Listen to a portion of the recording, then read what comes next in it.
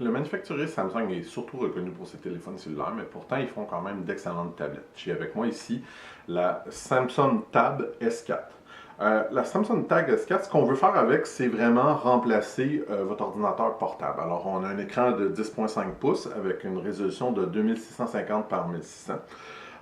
On a également un connecteur ici qui permet de rajouter un clavier qui est malheureusement pas inclus avec l'achat de la tablette. On a un écran tactile qui est très clair, le Super AMOLED est parfait, puis moi, son format 16:9 est parfait aussi pour écouter des émissions de télévision sur Netflix, sur YouTube, des choses comme ça.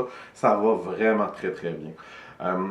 Par rapport à la puissance de processeur, on a un Snapdragon 835 à 8 cœurs. C'est pas le plus puissant qu'on pourrait avoir, mais ça fonctionne quand même assez bien.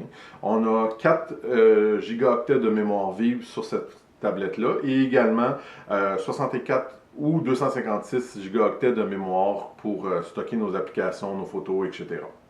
Si ce n'est pas assez pour vous, il y a la possibilité d'ajouter ici une carte micro SD. Ça, c'est définitivement très, très apprécié. On a encore des boutons, ce qui est quasiment surprenant maintenant. Là, je sais que de plus en plus de manufacturiers s'en vont dans une autre direction. On a le bouton pour l'allumer, on a le bouton pour le son également. Mais on a aussi, et ça aussi c'est très apprécié, le connecteur pour les écouteurs. De plus en plus, on s'en va vers seulement tout ce qui est Bluetooth, mais ce n'est pas le cas dans la tablette Samsung ici. On a des haut-parleurs qui ont été aussi préparés là, avec l'aide de AKG ou Harman, si vous préférez. On a un son quand même assez surprenant avec ces écouteurs-là. Je vais essayer de vous le faire écouter un petit peu. Ce qui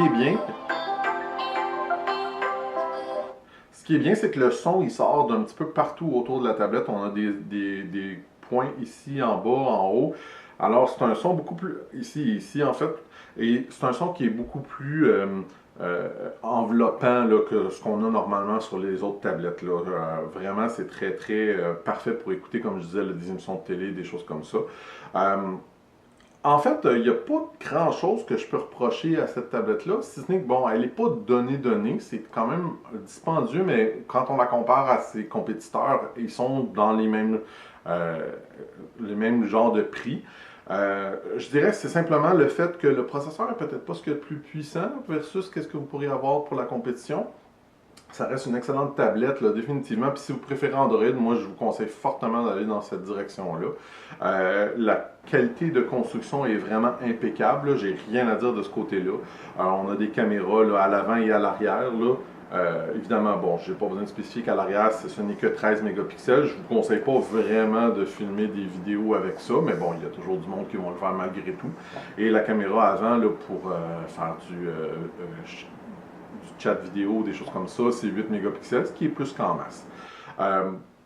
En fait, si vous voulez avoir un peu plus d'informations sur la tablette Tab S4, je vous conseille de venir voir ma critique en plus de détails sur le blog Branche-toi de Best Buy que vous pourrez trouver dans les liens de cette vidéo. Moi, je la recommande fortement là, pour les gens qui préfèrent Android. Puis même moi qui est plus du côté normalement Apple, j'avoue que j'ai adoré mon expérience avec cette tablette-là. Vraiment, c'est une très très belle construction.